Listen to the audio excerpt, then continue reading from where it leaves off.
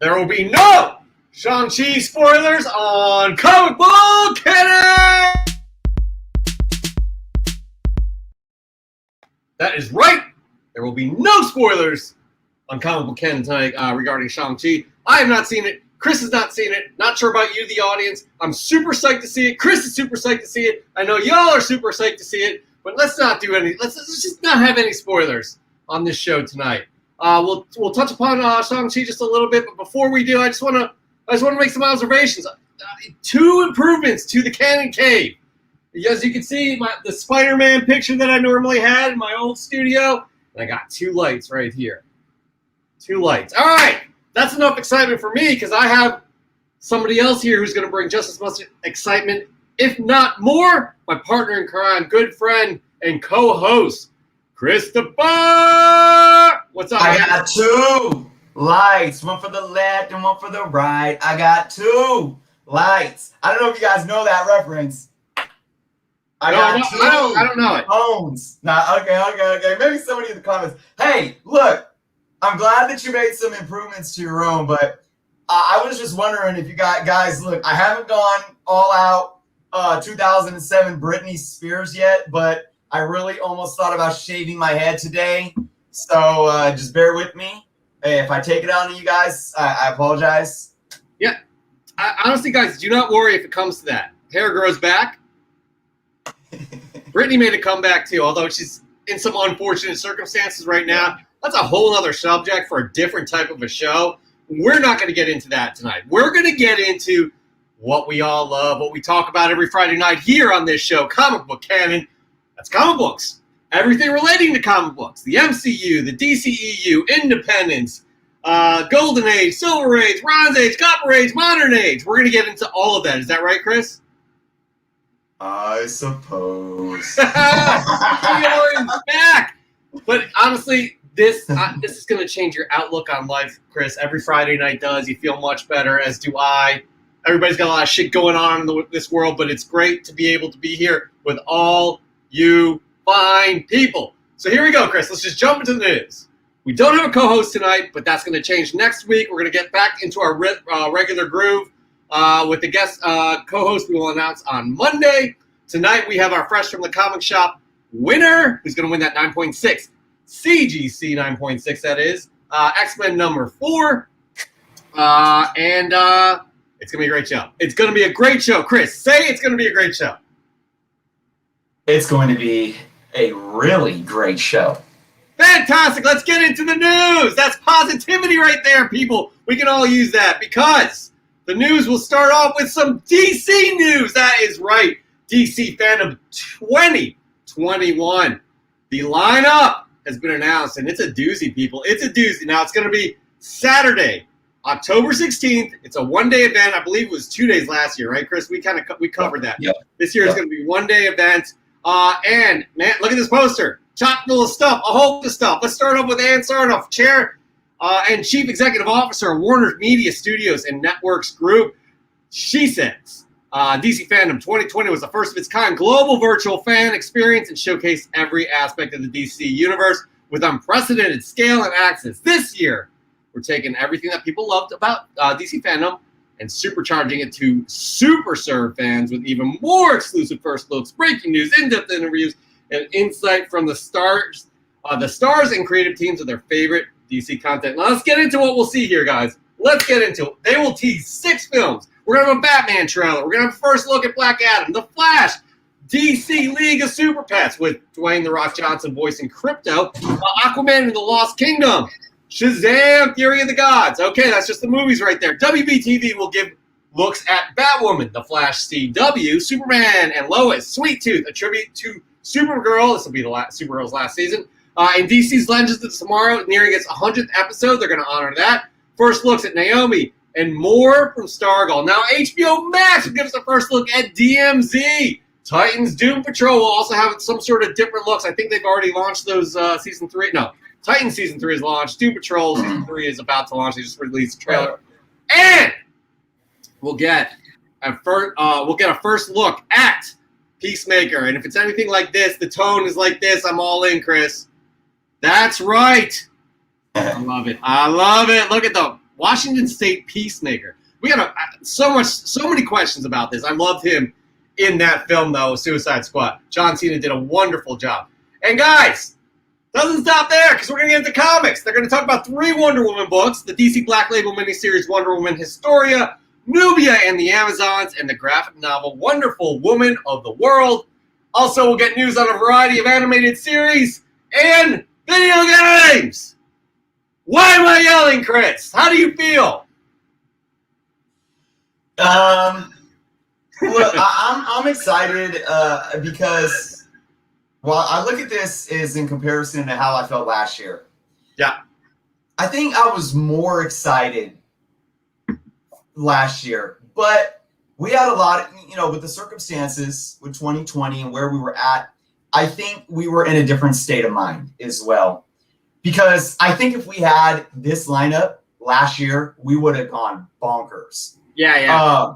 So there's perspective there, because even though I think my initial excitement was more last year, and then maybe this, and then going through this last 12 months since the 2020 fandom, and not really getting what we wanted with Wonder Woman 84, and not much else, coming out of DC fandom outside of Snyderverse. The Snyder cut, Snyderverse. Bring on the Snyderverse. Which was solid, but it's like a little too late for me. It's kind of more disappointing because like the things that you didn't want to happen out of that aren't. And then we did get a good film by James Gunn. So, you get a little disappointment. You get a little things going on that were okay, and then you get to here with this year, and there's so much there to digest, but it's almost overwhelming, I guess you could say. But the silver lining in all of this is DC is now in a better position this year to make up for their past than they were even last year. And I hope that they've even learned over this last 12 months too. And remember, when they did 2020 fandom, you still had the Shazam. You had a lot of building blocks that were there that still have either just completing or almost at completion. And hopefully there's learning lessons along the way. I am very hopeful for all this content that we're going to see coming out of this year's fandom. I'm more hopeful for that than I am last year's, even though my reaction may be a bit, even keel, just because I'm just overwhelmed by it all. And we all know about what you and I always talk about, or not expecting too much from DC before it actually hits us. It's the cautiously optimistic approach we take with DC all the time, right? Gotta say, I was super hyped up about Black Adam last year. That really hyped me up. And then everything after that, like in terms of what they've released, except for Suicide Squad, which is, I thought it was a ton of fun. I thought it was a great film. And I'm super psyched to see what they do with Peacemaker, not Pissmaker, Matt Stadge. Guys, I do have some breaking news right here, right now. Chris, you ready? Dan De La Torre. Hey, everyone. I'm currently at AT&T Park watching the Giants take on the Dodgers. That's a rivalry, people. Oh, my goodness. Don't know baseball. And he's right behind the Giants dugout. So I'm so jealous. For those who don't know baseball. Anyways, good stuff, Dan. We hope you enjoy the game. We miss you because we love you every time you're here. But that's a great ticket right there. All right. So let us know what you guys think about DC Fandom 2021. There are things I want to see here, Chris. I'm going to wrap it up real quick. I do want to see the Batman trailer. I do want to see first looks at Black Adam. I want to see Hawkman. I want to see all the other Atom Smasher, all those characters. I want to see the Flash and how they're going to incorporate the Batman.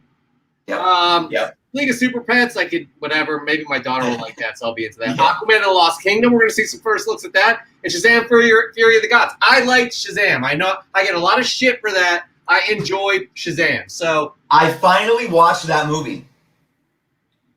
And? Like a little over a month ago before we got put out. I enjoyed it. It was another one of those well-rounded, enjoyable films by DC. It didn't do anything to connect anything. It didn't have any Marvel Studios magic of creating this cohesive universe, but it was a solid, entertaining movie. Did you stay for the end credits scene? I think, or is it the end of the...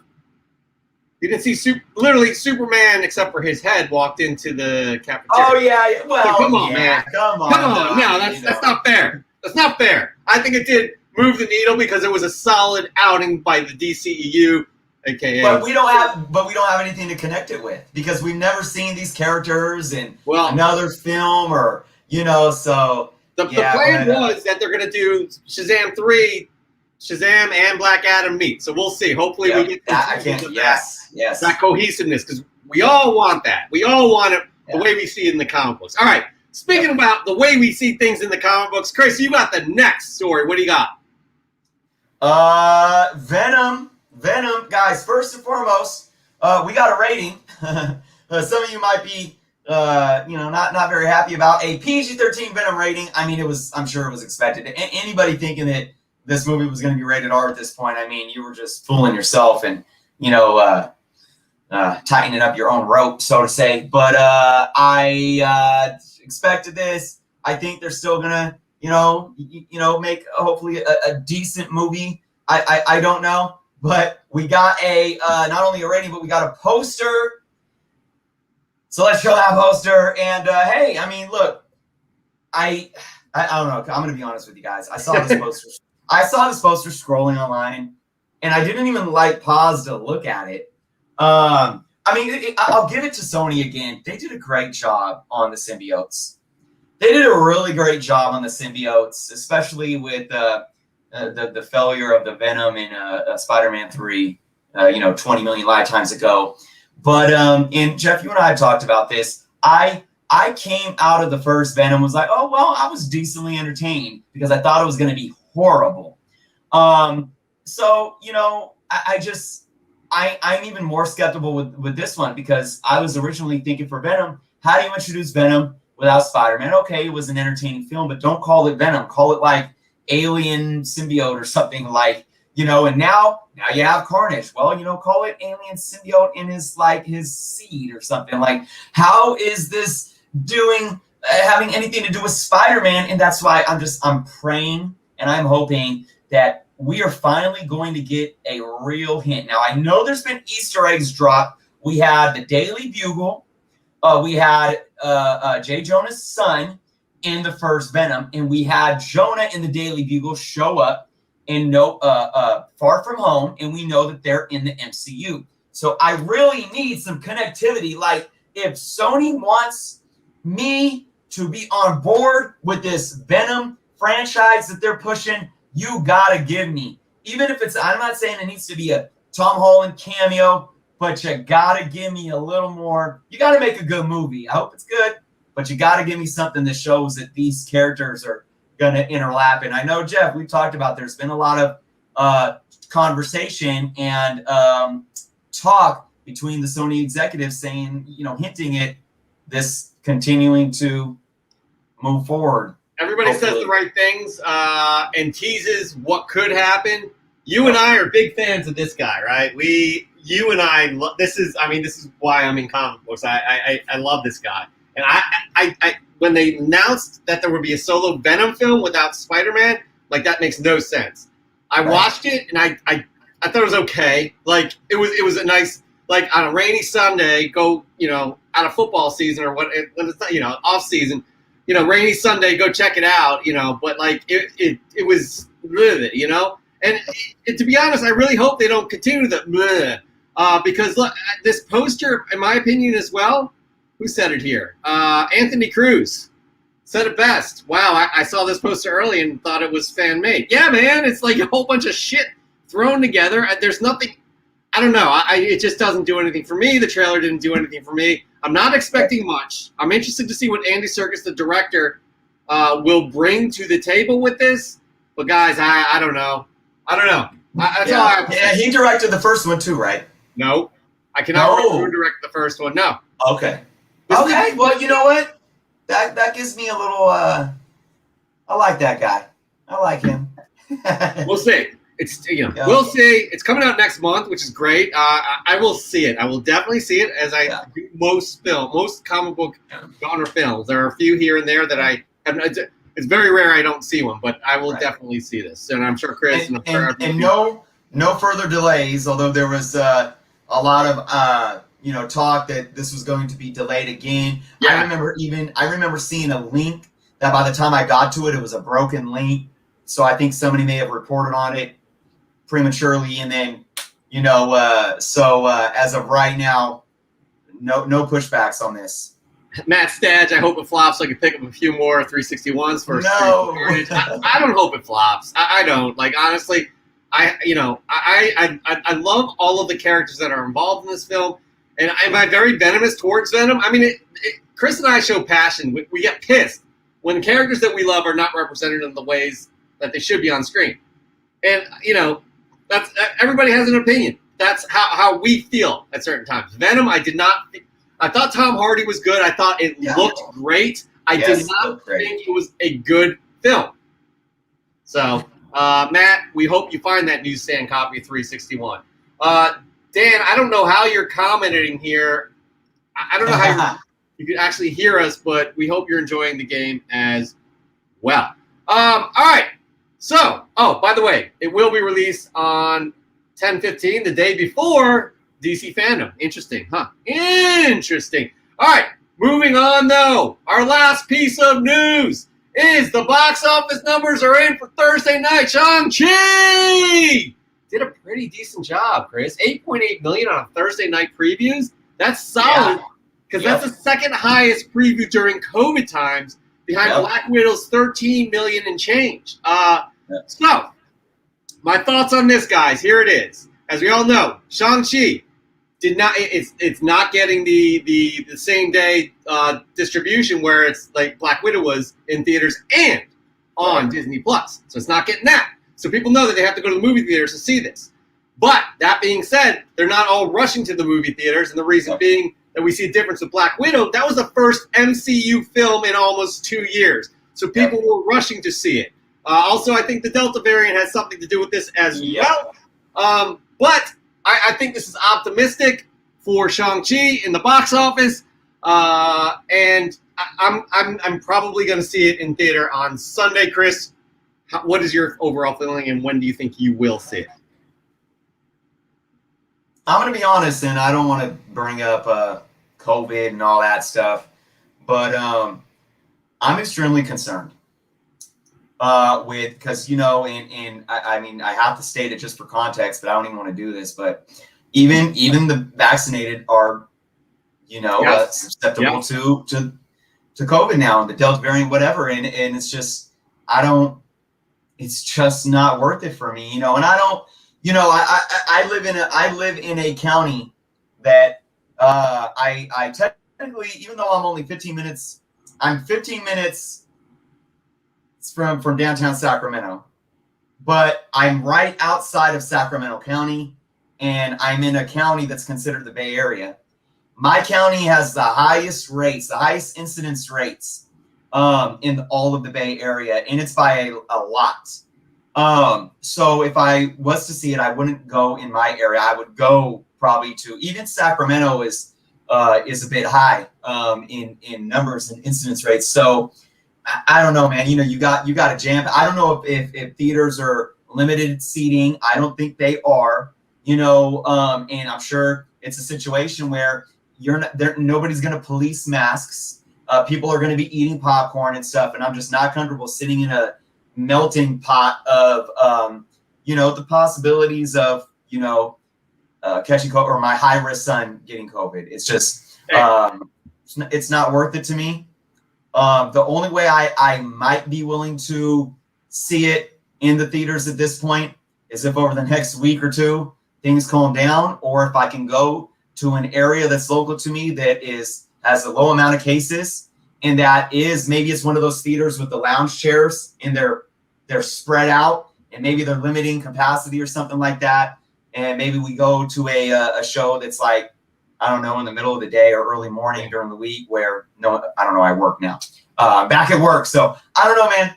I just, and it concerns me because I want to see this movie so bad. And I'm already like, I went into my live show, Friday Night Live, and like as soon as I went live, let's talk Shang-Chi. I'm like, no, let's not. You know, no disrespect. I know we're all excited, but it might be. I don't know how long it's going to be for me to see it. So yeah, it's gonna be tough for me. I wouldn't be surprised if Disney, after 2 weeks, said, you know, it's going to be exclusive on Disney Plus in another week. So we'll see what happens. But I'm looking at a theater right now that I'm 1:15 on Sunday, and I don't know if you guys can see this, but there are only 2 seats taken in 4 seats. I'm sorry, 4 seats taken in IMAX. So. Oh wow! You know, so I feel comfortable. I feel comfortable with that. Like honestly, so you know, to each his own, guys. To each his own. Nobody should knock somebody else for their decisions and trying to do the right thing and have them and their family be safe. All right, that's it. Real quick, Jeff. Yeah. Because I was just looking at this. I want to pull up some numbers. Go ahead. So you got and I don't know if I got a full on just comparing. Because there was all this talk about Black Widow. It's a failure, and they shouldn't have. You know, first off, as of like 2 weeks ago, it was raking in over 125 million on Disney Plus alone. And right now, numbers. Yeah, right now, if these are current, and I don't know what these are current, but it looks like it's almost 400 million worldwide. So when you take into consideration what it's done on Disney Plus, that's already over $500 million for a time where, you know, if you looked at the numbers week to week, they didn't drop. Like after that first week, there was all that talk. Oh, the drop is so, which is always exaggerated. Even good movies, especially good movies like you said, when you have an opening weekend of a film that's like the biggest release during the pandemic, the first MCU film in 2 years. Yeah. That Thursday night and that opening day weekend, people did rush. So you're gonna see a big drop off because of that. But if you look at every week after that, it was consistent. People were still going to the movies, and it's probably because a lot of people still weren't rushing to the movies, and we were hitting these solid numbers week to week, week after week. So for this movie to be the first MCU film during COVID to still break COVID records and to bring in over $500 million at this point, that's solid. And I'm just bringing that up for context to see what Shang-Chi's going to do, being specifically in the theater right now. Hopefully next week we'll come back and look at opening weekend and maybe, first week numbers. And we definitely will. Data. We definitely will. Here's Reborn asks a good question. Do moviegoers have to be vaccinated to go into the theaters? There's no. In San Francisco, you have to be right now. Interesting. Okay. Yep. Well, that's not around the country. There, it's different from state by state, county by county, almost in some places. Yep. So, but a lot of places, it's pretty easy to be like, yeah, I got vaccinated and just walk right in. So, all right. Not that we encourage that, but no, we absolutely do not. If you're going to ask, well, we're not going to get into this right now. Just get vaccinated. All right, moving on though. That's the news. That's my little jingle for the news. Anyway, so moving on. By the way, I want to call somebody out. I want to call somebody out because we don't like when we see this. Hold on. Tommy Fleming, hello. Oh, sorry I'm late. You never need to apologize for being late, people. You never need to apologize for being late. We are very appreciative that you even come here and watch us. So thank you, Tommy. Moving on now. All right, I just wanted to say that. All right, so here we go. Chris, we do a thing every week, and people can win prizes and like a CGC SLAB and like all this stuff. What's it called? Guys, I'm telling you again, 3 weeks in a row, Jeff's been putting the pressure on me because I haven't bought a comic book in over a month, but I am still fresh from the comic shop. Live from the pressing salon, we do it each and every week where you all can win a CGC SLAB. This last month, August, was a 9.6 Yep. CGC 9.6 X-Men #4, first appearance of Omega Red. And we are ready to announce the winner because you all voted on the finalists. Super Rad versus April X Visions. And what do we got? Super Rad with ASM 315. April X Visions with Saved by the Bell. Signed by Lisa Turtle, I mean. Mark Voorhees, Lisa, a.k.a. Lisa Turtle. There we go. You guys made your voice clear. April X Visions wins the CGC 9.6 X-Men #4. SLAB, congratulations. Congratulations. All right. Courtesy of Courtesy of Whatnot winning this X-Men. CGC 9.6 SLAB. Courtesy of Whatnot. What's up? I do want to say, what's Super Rad, right? Was that his name? That was his handle? Yeah, Super Rad. What was his name? What's his name? Anthony? I'm not sure. I forget. I just want to give a big, I don't know if he's watching right now, Super Rad. I want to give him a big shout out because for those that don't know, he posted that picture just showing it in the comic book group on Facebook. And I said, man, that's a dope shot. Why don't you submit it to our comic book canon on Instagram and submit it for Fresh from the Comic Shop? And he's like, okay. And he did. And he won the first week. He won the semifinals, made it all the way to the final round. So I just want to give him a round of applause, say thank you for, even taking the time to come participate. It was a great, great shot. And I hope that he, continues to submit because I think he's going to have some fire in the future. Absolutely. It really is a great shot. But you guys all chose Saved by the Bell. So this month, September, we are going to have another SLAB for you to win. We just haven't picked it out yet, but we should announce that probably next Friday, right, Chris? Yeah, guys. I apologize. It's usually me that's on top of that with everything going on. But I already have some stuff in mind, and I'm going to do my work like I always do to find you all an awesome SLAB comic book. Chris is the guy that sources these books, so he does an excellent job. All right, but before we move on to Fresh from the Comic Shops, checking out your fresh gets and picking out a semi-finalist, we are going to get into what Whatnot is and how you win the SLAB. Here we go. I'm not ready. I got too much energy, Chris. What? Did we just become best friends? Yep. I don't know. It felt good right there. I just did it. All right, Whatnot combines the safe-buying platform of eBay with the video component of Twitch. Their mission is to bring together collectors and enthusiasts to safely buy, sell, and connect.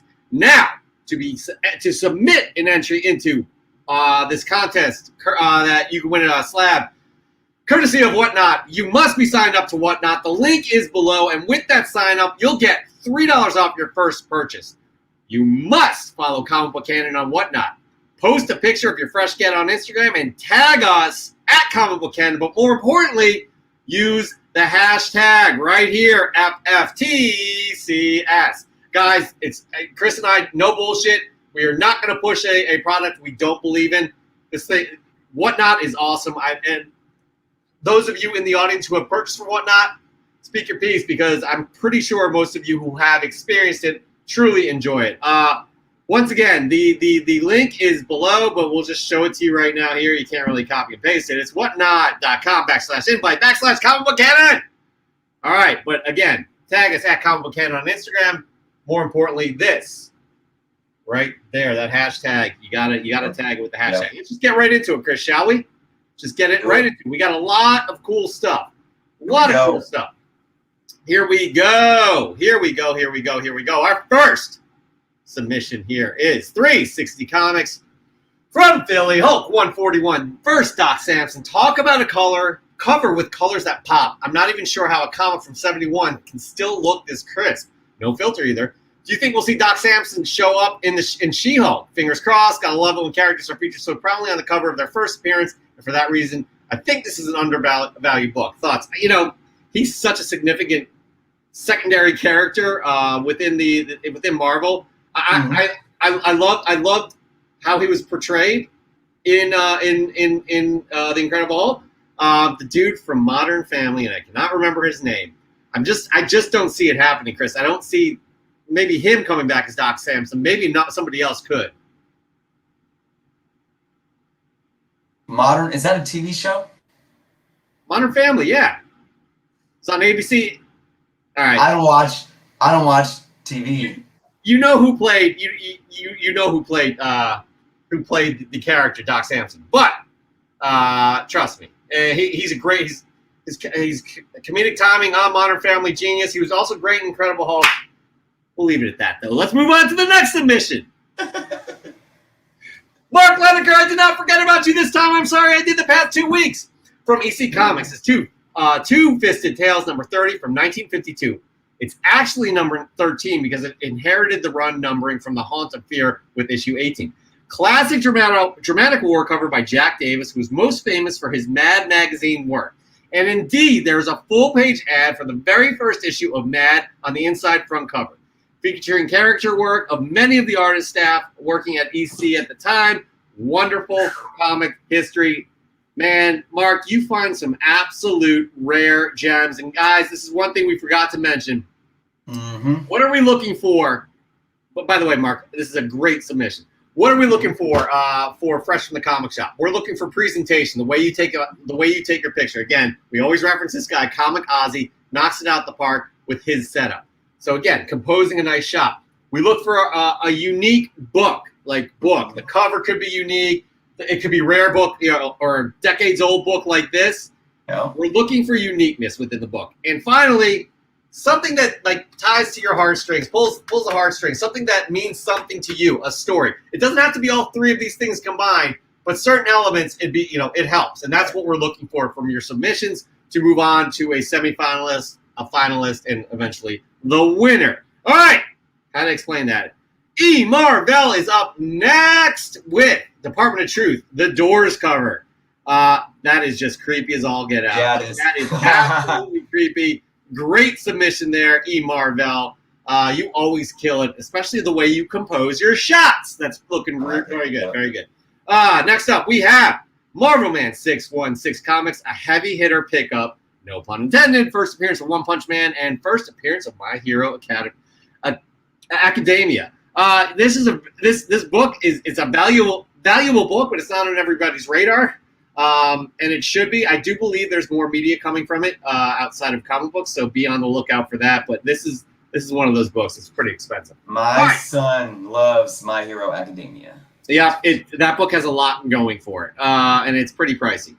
We got up next. We got Comics Toby 420, X-Men 53, the first appearance of Onslaught with all the trimmings just in time for the holidays. We're not there yet, but I like how you phrase it. I do. Macross Plus Comics, Chris, with good times at the DuPage County Comic-Con, hunting for this one for a while. So excited to bring Pepe Le Pew home. Only $1. Rehab, don't cancel. He's talking cancel culture.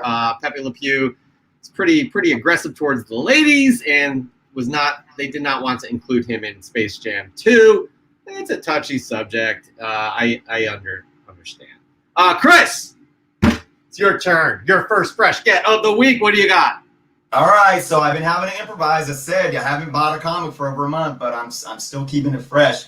You do. I just had to put it in a Ziploc for a week. Does that count? I get it.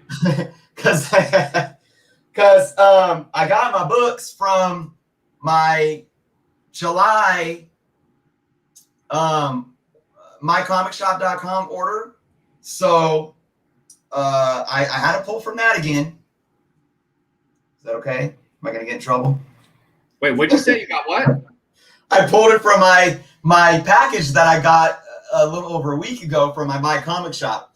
If you just opened it, it's new to your collection. Go. Yeah, because I do all my orders through my Comic Shop, my previews, and anytime I order back issues, I just order them and then I piggyback the shipment, and they all come in one box at the end of the month. Well, once July ends, then they ship it. It takes like a couple of weeks to ship and so forth. So pulling this from that, my Grail run. Not my secondary Grail run that I've been killing. Well, I was killing as of late, Thor, but this is one off the notch of my big time #1 Grail run. Amazing Spider-Man, number 53, with some Doc Ock action, and how fitting that it came And I came right before, and I'm showing you right after the reemergence of Doc Ock. Look at this, man. Screen. I love that cover, too.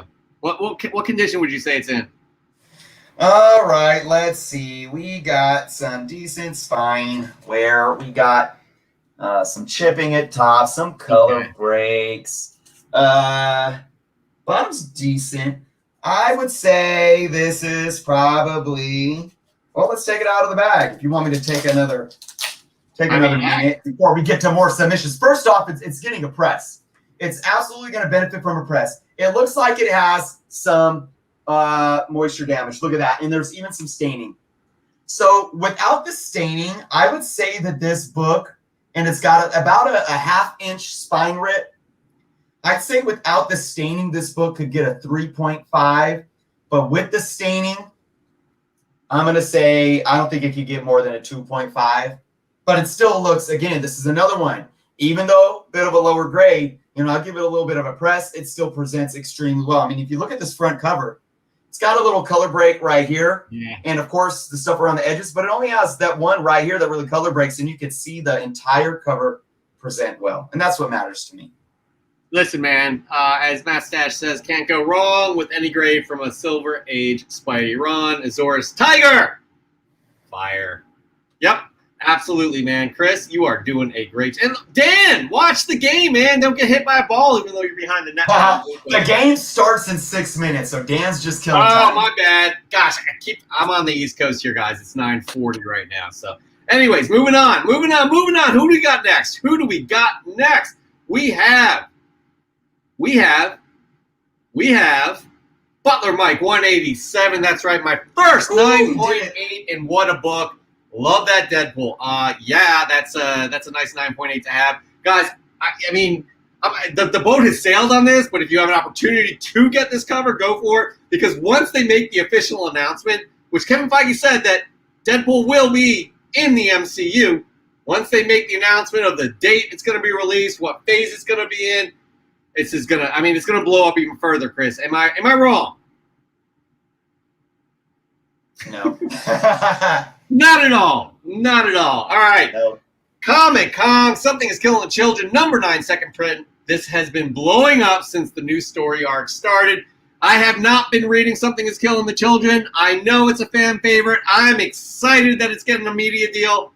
I'm excited James Tynion is doing so well with all of these just new stories that are garnering attention. So good on you. Comic-Con, that's a nice get right there. All right, here we go. Again? What number was that? What's that? What number? Number 9. It's second print. Second print of number 9. Anything below 12, from what I've read about people talking about this, is like must-have. So again, I haven't read any of them, but I do like me some James Tynion. Department of Truth, I am reading. We got Williams Vintage. This one right here, guys, I am reading Shadow Doctor. And talking about a property that needs a proper media adaptation, whether it be film, TV, what have you, this right here, and I say it every time, it's a true story. It is incredible. Let me read what Williams Vintage says. Bro, Shadow Doctor by Peter Callaway, in Aftershock Comics. The man needs a show or a movie. It's one of the best stories being written now that no one is talking about, and it's crazy because it's, and I cut that off. I don't know what he said after that. My bad, but I'll finish it for him. Guys, get this series. It is so good. It is a true story. It's about an African-American doctor in the 20s, I do believe, that cannot start a practice, and he somehow connects with Al Capone. Al Capone's like, you'll be my personal doctor for my guys, gives him an office to help treat the community. But whenever somebody's shot, Al Capone brings his guys in there. He stitches them on up. They go out and kill other people. He's having a little bit of a problem with that. So, guys, it's incredible. You must get that. You must read it if you like reading good comic books, which I'm sure most of you do. All right, moving on. One Marvel vs. DC. What do we got here? Went to my local comic shop and found a decent copy of Tales to Astonish number 70. First time Submariner appears in title. That's a good one to have right there. Absolute classic. Submariner it's definitely an interesting character that is going to get a lot more attention. I have a feeling. I don't have any inside words or other than that, but he's definitely one. If you guys can pick up his earlier appearances, do it. All right, next up we got good friend Into Oblivion. I like this, Chris. I'm not collecting these, but I love this cover. This King Spawn. Yep. Him just sitting on a throne with a sword. I got me one. I love that cover. I love that cover. All right, guys. Chris, if you allow me, it's my turn to give you my first fresh get of the week. Let's do it. I'm in a new area, guys. I'm trying to get my schedule down. Especially when it comes to a local comic shop. I couldn't get all the way out there. And there's a Newberry Comics in a mall, Westchester Mall around here. It's like, may as well check it out. I know they don't even focus on comic books anymore, but I found some interesting finds, and I'm going to give you 3 moderns right here that I found. Which one shall I start with? How about this? Star Wars High Republic number 6. Oh, yeah. This one right here, guys, a lot of first appearances, took a lot of people by surprise. Lower print run than the regular Star Wars Republic. This is in fantastic condition. Not many comics there are in fantastic condition. Very happy to pick this one up. Cover price says, it has kind of dictated it's a key because there's so many first appearances as well as key collector. I know those aren't the say all be all, but guys, just, something to think about with these High Republics because they are going to be entering, whether it be cartoons, whether it be TV shows, or whether it be film. This will be the next adaptation for the Star Wars franchise. That's my first fresh get of the week. Who do we got next, Chris? Yeah. Can you tell me, or you probably can't because you don't have the list in front of you? We got. All right, here we go, guys. This is our good friend Sicilian Comics. He changed his name, by the way. He used to be Sicilian Comics 1998. Dropped in 1998. I like it. It flows better. Thor 189, a classic John Buscema cover. Who doesn't like some John Buscema? He's got a ton of classic covers right there. All right, next up, we got Chord Collectibles. Chord likes to send us a whole bunch of books all at once. So I'm going to show you some of these. And you got the Batman 89s in there. He's got 2 covers right there. He's got Captain Harlock, too. I'm not familiar with that series, but Chord this week's Comics Haul, small but mighty, he says. I haven't read my Batman 89 yet, but I'm excited to do so. Just the depictions, those covers alone are just like, to a T, they hit. That Burton era, I just love it. I absolutely love it. All right, moving on. I got another cover here that I do like. And Chris, you and I have to decide who's going to be a semifinalist. Nukes Comics. I recently picked up this copy of Amazing Spider-Man issue number 43, Legacy 44 from Duncanville Bookstore. It has artwork from one of my favorite artists, Jr., the good old John Romita Jr. The cover is awesome. Guys, growing up, I did not like John Romita Jr. I absolutely appreciate his artwork now. I don't know what it is. I guess I don't know if my taste has matured or if I don't know, I'm a completely different person. But this cover right here I really dig it. And I know, Chris, you said some words about John Romita Jr. Well, here's the thing. Yeah, so, I enjoyed his early stuff, the late 70s, early 80s, throughout the 80s, because he was very much like his father, and I love his father's work. Mm-hmm. In the late 90s, early 2000s, around this era, is when he started kind of changing and going into his own, and I actually appreciated that. As you can see with this cover, it's amazing. But over the last about 10 years, personally, he's just gone to the shitter, if you ask me. That's fair. Honestly, man, we want a candid response from you. I like that cover. You don't. Get at. No, I'm just kidding. What? No. No. Point something out here. I did not say. I said that era, the early 2000s. Oh, you do like when he started doing his own, and it worked. I read all of that Spider-Man stuff. That was great. That cover is amazing. I like what he did originally. But if you how about this, Jeff? Okay. If you have time this week, and I don't know, maybe you have some. Do you have Marvel Unlimited? I do. Okay. I mentioned that to you, but you don't listen to me. Yeah, no. I assumed you did. What I would do is I would go to that era. Go to that era from where this book's from. It was the early 2000s. Amazing Spider-Man. I think he even did some of the Spectacular Spider-Mans. He did the whole when the spider the Spider New Way to token. Die, Anti-Venom. Yeah, I read that run. Yeah, well, that was a little late. That's like 2008. Venom. That was kind of towards the end of it. Yeah, but look at that artwork, and then look at some of it. Look at some of his recent work over the last 5 years that he's done at DC. Okay, all right, fair. And we'll come back. Okay, we'll come back next week, and then we'll see if you see kind of a difference and maybe why I feel why I do about his later stuff. Last word I'll say about it, I do find it still a novelty of him drawing DC characters because, he's been Marvel up until, I guess, 5 years ago. Now he's back at Marvel, I think. By the way, I do want to address one thing. Sean Miller, Grunt Comics, Deadpool has already appeared in the MCU. I'm going to disagree. That Free Guy promo doesn't count, even though it's with Korg and it was brilliant. I can't. I can't. But to each his own. To each his own. All right, moving on. Who do we got? Oh, House of L comic. This is a nice one right here, Chris. Just got this Jack Kirby. Great back from CGC. Congratulations on the 6.5. I do believe that's the first appearance of Demon. That is a Kirby DC book. That is hot stuff. I do like that. I do like that cover too, Chris. I mean, Kirby, you can't go wrong. I mean, is there any era of Kirby that you're like, oh, this is garbage? Only if you're not a fan of Kirby, I guess. I guess, and that's fair. If you don't like Kirby, that's fair, but he's so dynamic. All right, we got Disney Family Collectibles, fresh from CGC, some awesome Berserker slabs.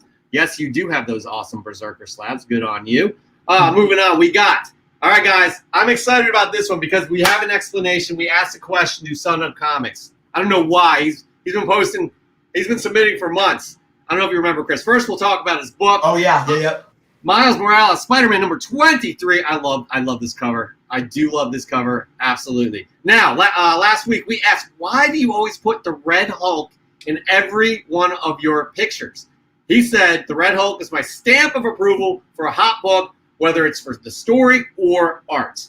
Nice. Very happy you explained that to us, and we are all in on that. Good friend of the show, Matt Stadge. So good to get back to in-person shows. eBay has nothing on the deals I got for this batch. The first Gwen Stacy cover was a steal. That is that yellow one on the bottom. I see an early X Factor right there. You got the Wolverine first limited edition or limited series, 4-issue series. I think he doesn't have cover 1, I do believe. He doesn't have issue 1. What If Wolverine Killed the Hulk? Good stuff, Matt. Good stuff. Chris, guess what time it is? Tool time? You're up for your second fresh get of the week. What do you got, bud? You didn't. I don't know if anybody even paid attention to my response there or even caught that. Wait, I didn't hear what you said. I said tool time. Oh, jeez, man. Wow, you are reaching. You are reaching. Okay, guys. Again, I hope I don't need to explain where this came from. My same purchase long ago before I had as many gray hairs as I do now because of life. But actually, I'm going to take this. I'll take this bad boy out of the bag. I'm going to show it in all of its glory here. I have been looking to get that. I say this a lot. Oh, I've been looking for that book for a long time. No, really, I was looking for this book for life. So funny thing, I took a screenshot. Somebody had posted this book literally in like 2016, somewhere on probably Facebook. I took a screenshot of it, and I'm like, I'm going to get that book. And I never got my hands on it for some reason. I was looking here and there, eBay, Mercari, looking in shops. Couldn't really find it. There wasn't a lot of issues out there. If they were, I was like, I don't know about that. This does have I'm gonna press this book up. Guys, this is a fun book that I'm very happy that I finally got. Brave and the Bold, 197. Now, what's special about this book? You guys can probably see that. See that? See that? I'm gonna press. See that? Oh, there it is. See that right there? I'm gonna press that up. Other than that, this is a very nice looking book. This is the first appearance of Golden Age Catwoman outside of the Golden Age era. That is a nice book, dude. Yeah. That is good stuff, no doubt. There she is. I love that classic suit. Is that's not, no, it's Brave and the Bold. That wouldn't be Neil Adams, would it? Aparo. Oh, Jim Aparo. Oh Very man, I love Jim underrated. Aparo. Yep. Wow. Okay. That I didn't realize he was drawn for them all the way back then. Good stuff, man. That's a nice pickup. Very nice pickup. All right. You know who else has a nice pickup, Chris? Do you know who else has a nice pickup? Azores Tiger.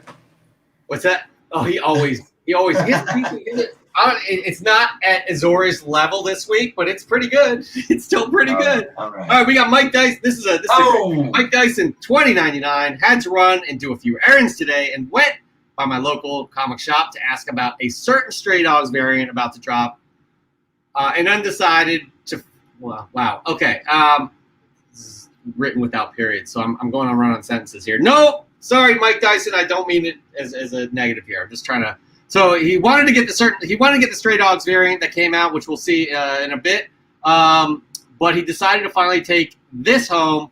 He's super stoked to have a pretty clean copy of it. This, guys, this is another one that is primed to blow up. It's a pretty penny right now, but Chris, what do you think? It's definitely gonna be a pretty penny on steroids, probably within a year.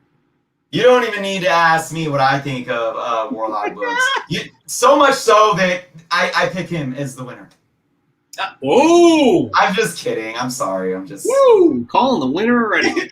Anyways, good friend Vinny Whitlock sending some good stuff. He's up. I mean, he's up there with the doors.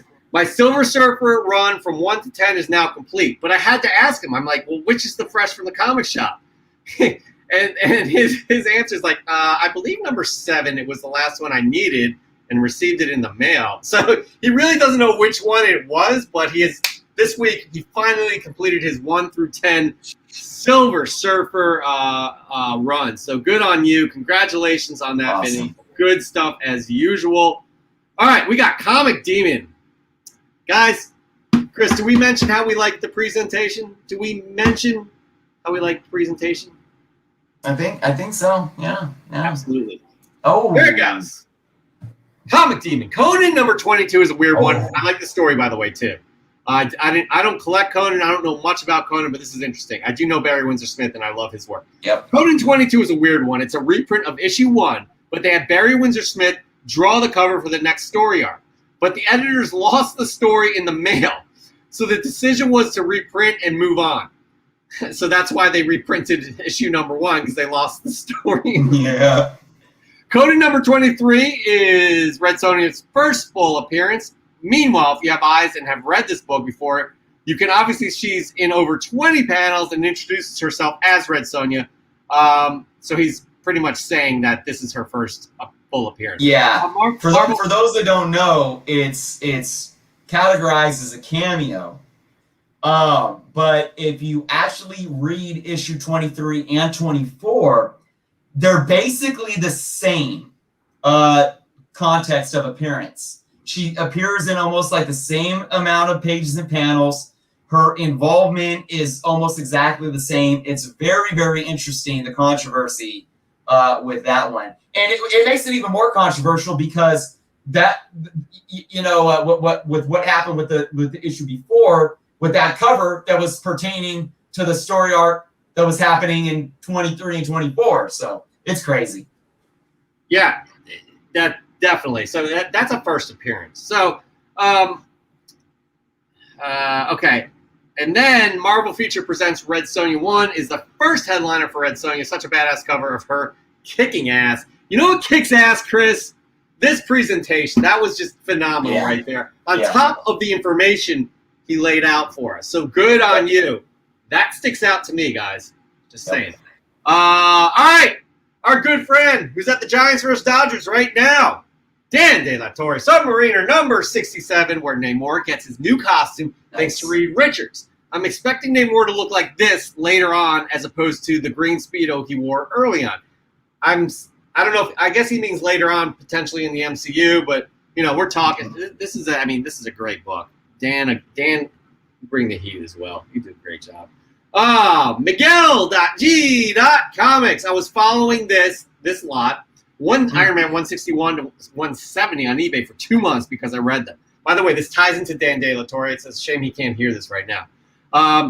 when I was a kid, I'm sorry, because I read them when I was a kid, and then Mr. Dan De La Torre talked about 169 and 170 on a spec list, so I bought it that night.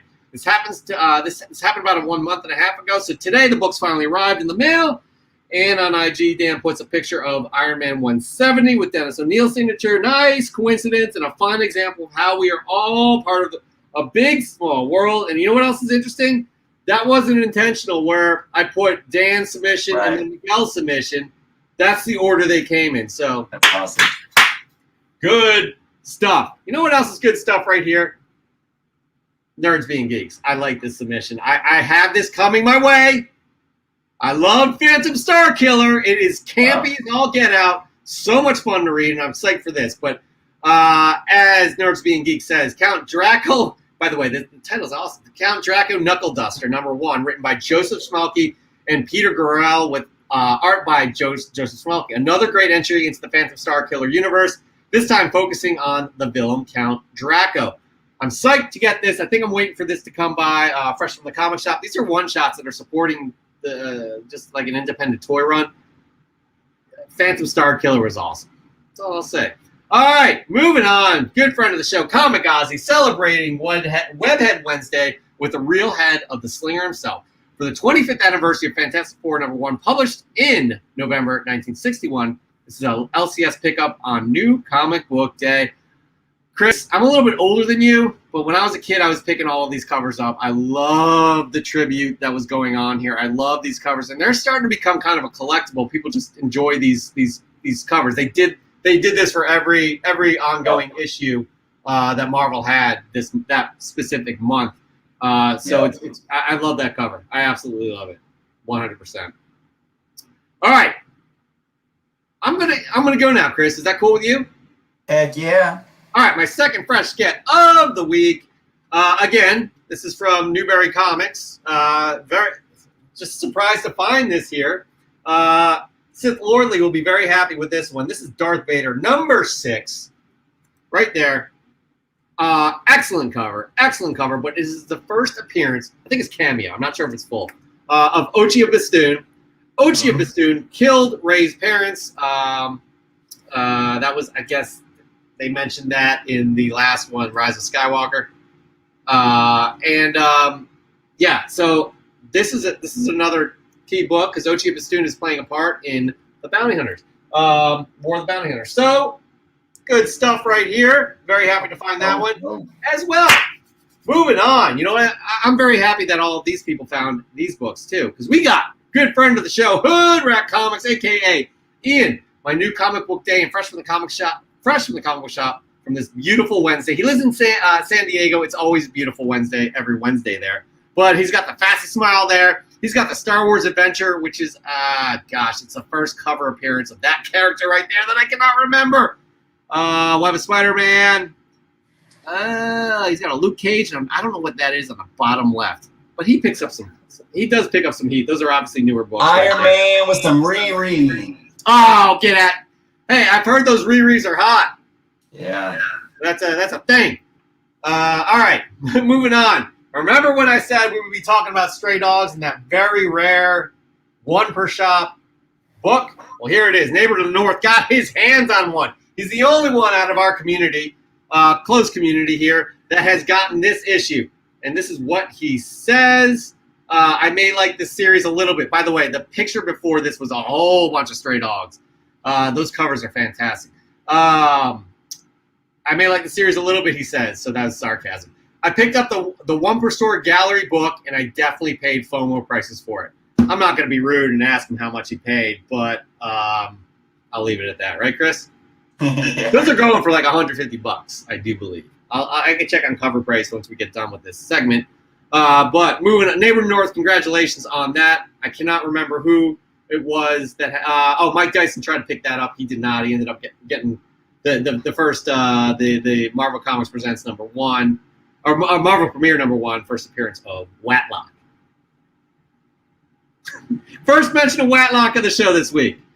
I need a laugh track. I promise I don't have any Infinity Watches laying around. There's a whole closet full of them behind you. Moving on, we got Targum US. Anyone like Disturbed? That's his question to us. I'm not familiar with Disturbed. I missed the first print, but here is my second print, Dark Messiah, Volume 1, Number 1, the shiniest of the shiny covers. I'm a new metal kid, so I had to have it. We're glad you do because it makes you happy, so we're glad you're happy. Moving on. I like this. I like this. Super Crispy Comics just finished this leather piece for the homie Weiwei's Comics. So I thought I'd post it with my friends from the comic shop of Spider-Man Unlimited 1 and 2. Hey, thank you, Jeff and Chris, for giving us a place to share our fresh pickups. I do enjoy watching Comic Book Canon every Friday. We enjoy you being here with us. We are more appreciative of that fact. So, again, you make this show a thing. I had to ask him, and I did. Because he teased, he's like, just finished this leather piece, that brown thing in the middle, that beautiful piece of art right there in the middle. He does those, so that's incredible work there. That means a lot to me that he's showing off his artwork with it's got Venom and Carnage in that leather piece right there. That's incredible. I really, really enjoy that, and I thought that was fantastic. Chris, let's get to it. Your third fresh get of the week is. All right, guys. I got my third fresh get, but I want to give you guys an update real quick. So, guys, I'm a multitasker, so I'm sitting here hanging out with you guys. And, at the same time, I know you guys are going to be demanding this new SLAB giveaway for the month of September. So I'm shopping. Shopping. Are we making the announcement right now? I'm SLAB shopping right now. Look at this. So, guys, I'm working for you guys. I'm working double time. You're not going to make the announcement? Okay. Are we going to make an announcement before the end of the show? No, I don't think so. I got some potential candidates, but... yeah, I don't know about an announcement before the end of the show, though. But so I just wanted to let you guys know, though, I am working very hard for you guys. We will be getting a SLAB picked out ASAP. But by the way, just going back, neighbor to the north, my bad. It's hard to know what picture to take. I just wanted to get a nice. He said he took that first collective group picture for the Canon. I just wanted to get a picture of the rare. The rare one per store book. So, anyways, we'll try and do better. Chris, do better. What? I'm gonna do better right now with this pick. Go for it. What do you got? All right, we're gonna have fun too. So, I try to find. It's been a crazy month plus for me, and I try to find the silver lining in things, and I like to preach that too because we have to count our blessings and, be thankful for your health, thankful for family, be thankful for all that you have around you, no matter what you're going through, right? And first world problems here for many of us. And it's really interesting, though. I will say that even though I haven't purchased a comic book, I've been blessed to receive comic books while I've been, in my situation, to be able to come and share with you. And ironically, during the same time, and this just really filled my heart, I received my CGC books back from CGC. Yes. All right, there we go. I'm going to show you guys. We're going to do something. I'm going to show one book off today, and we're going to guess the grade. I got back my look at that Spider-Man 316. This is, first cover appearance of Venom. This was the one that I bought off the shelf as a kid. So, how does a 30-plus-year-old book fare being bought off the shelf as a kid and sitting in a collection for over 30 years? Well, let's take a little look at it, huh? So, to give you guys... Azores has a prediction right here, 9.6. All right, now let me give you a... Well, which one is it? I know. Come on, Azores. Azores, hold off. Let's look at Chris. Explain. All right, we got some really nice sharp edges here. We got a nice corner. I will say this corner, I don't know if it's 9.8 corner. I would say it's more of a 9.6 corner. And when I say a 9.6 corner, it doesn't mean that it's a 9.6 because you got to look at the rest of the book, right? Let's look at the spine, though. Very clean look, and I did press and clean this. I did some work on this. I did some work on it with the ball bearing and the tack iron. So it's a clean spine, but there is 1, 2. Yeah. There are a few color breaking spine ticks that are very, very tiny. I think I saw tiny. them on the bottom there. Oh yeah, I see them. Some of it that you might see, I mean, the wrap is a little off, so you can see the back cover coming through there. The bottom is smooth. That bottom corner is decently sharp. Yep. Yeah. Is the slab cracked? Huh? Is the slab cracked? No. Okay, good. You seeing something? That might be a cat hair on it. Okay. Yeah. All right, let me show you the back. Really clean back. I mean, the back is like immaculate. Very. I feel confident. I'm going to put my guess in right now. Then we're going to get to everybody else's guess. You're getting a ton of engagement here, though. I'll tell you that right now.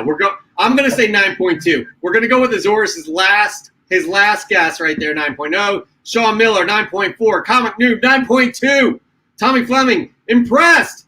Sean Ryan, 9.6. Tommy Fleming, 9.8. Sky Allen, 8.5. Super Rad Comics says a 9.9. You deserve a 9.9. Keith the G, 9.4. Planet Arizona, this is his favorite all-time cover. Sean Miller, an 8.0. He did have an 8.5. And then Planet Arizona Comics is a 9.4. Chris, hold on. Wait. We may have one more. Oh, we have a bunch. Comic Noob, 8.0. Neighbor to the North, 9.2. Sicilian Comics, 9.0. Raw Dog, 9.0. Mark Lennocker, 9.0. Again, I say 9.2. Chris, what is it? Reveal. All right, so let me tell you guys what I do. Before I send them off, I take my package slip, I print one out for myself, and then I mark what grade I think they're all going to be. So my guess for this book was a 9.0. That was my guess. So there's Azorus, Raw Dog, Sicilian, Mark. You guys were guessing where I was guessing. So let's see what we got here. Let me try to do this slowly, but hold on. I'm gonna do this like a Band-Aid. Nah, I want to go slow. I want you guys to. Oh my God! Yep. Isn't that a Post-it? Okay. Post-it note. Yep. Here we go. Ready? 9. Okay. 9. That eliminates about half the guesses here. Point. Okay. We all know it's a point. There's definitely a point in all of them. Oh. Okay. All right. I'm disappointed. I thought it was a 9.2. Yeah. I was spot on with this one, so I'm happy, especially for being one that I picked up as a kid, man, and to be able to get a nice press and clean and get a 9.0. I believe fair market value for 9.0 right now is somewhere around 350, 360. So that's fantastic. I'm going to give you two tales here. 2 CGCs I sent out from books I picked up as a kid. Amazing Spider-Man 300, I got a 6.5. And then, but Deadpool 98, 9.8. So, anyways, pretty happy with that. If you guys have stories, tell us right there in the. That was fun though. What's that? That was fun. Thank you guys for playing along. I'm glad you did that. He didn't tell me he was going to do that. I'm glad he did. All right, who do we got? We got up next. We already did these guys. Oh, Mr. Creative himself, Tommy Boy Collections. This is a divisive subject. However, well done. Tommy Boy Collections, Wild Wild West Wednesday, posted this new pickup, perfect for today. September 1st, Texas passed a permitless gun carry law. It's called Outlaw 172. Texas is going to be like back in the Wild Wild West days. Everybody has probably an opinion on this. I definitely do, but I'm not going to bring it into the show. But my opinion on this, on Tommy Boy, on this submission is outstanding. He always brings the creative covers. Last week he had a telephone booth, Chris. Yep. With his I think it was Firestar. All right. It just so happens April X Visions, his wife, who won Fresh from the Comic Shop last month. Congratulations, that 9.6 CGC X-Men 4 SLAB. This is another creative one right here. I'm wondering if they work together. It's always adventure time in our house when the kids go to bed. That's why I picked up this copy of Candy Capers #1. Crime movie homages go hard in the Candy Kingdom that never sleeps. Cinnamon Bun is making the face my daughter makes when she wakes up and finds us eating late night snacks. You know what? April and Tommy, it's your prerogative. You are the adults in the house. They should be in bed, and you guys get some movie time with your snacks. That's very creative, again, presentation. Guys, take notes on those 2 previous winners. Same household. They've both won based off of our audience voting. All right, moving on. We got Shadow Rat with a 4 instead of an A. New pickups this week. Picked up another 26 issues of Howard the Duck. Volume 1. Only need 5 issues to complete Volume 1. Congratulations on that, Shadow Rat. That is good stuff. And here it is, guys. Azori's Tiger. I should not have watered it down. It's still a great submission. Got tagged by the homie Morbius Comics for Throwdown Thursday. Thursday, Throwback Thursday. Here's the Avengers number 80. First appearance and origin of Red Wolf. Got Thor over there looking crazy. Red Wolf is a character we don't hear much of, but I think he did recently have a limited series. And who knows? Anything's up in the air, again, with these kind of characters that fly under the radar. So that is a great pickup right there, Mr. Azori's Tiger. All right, moving on. We got MCats910. A surprise gift from my Aunt Dawn came yesterday. Black Cat Mystery from May 1952 in fine condition. This is what's cool about this, guys. Her friend and her sister were original owners. Very happy to have this in my collection. Guys, I looked this up. This is actually issue number 35 from 1952. Cover price has this going for about $115. This is a unique book right here. This is what we're talking about, right, Chris? This is a unique book. Yes. So congratulations on that. MCats910. I really like that. All right, Raw Dog Comics. It's been a Geiger kind of week. Picked up number 4, cover C, and number 2, a Gary Frank cover with large murder hornets attacking. I love this Geiger run, and this community. Have a great weekend, everybody. We love you, Raw Dog Comics, but I also absolutely love this Geiger series. Jeff Johns and Gary Frank, just a great combination, great storytelling, just a great overall series.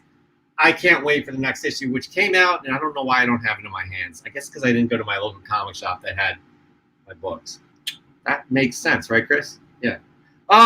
Moving on, we got Cover Junkie Comics. You know what he's got, Chris. Take a guess. Is he green and made of metal? Dr. Doom covers, but I do like what he's done here with this. Dr. Doom, number 6, Doom versus Kang. If Kang is the next MCU villain, my spec is that it will take Dr. Doom to defeat him. I love this call-out. That'll be an awesome way to bring Dr. Doom into the MCU. Granted, he's probably going to come in with the Fantastic Four, but it's been done twice already, actually, in modern films. I don't know. I like how he put this behind chain link fence. Yeah. I like a lot about that submission, Chris. I like a lot about it. I do. It's simple and subtle, but yeah. Chris, look, don't move, Chris. Chris is enamored by that picture. That's how he was staring at it. Like a puppy dog eyes. Yeah, absolutely. All right, we got good friend Nori Jordan here.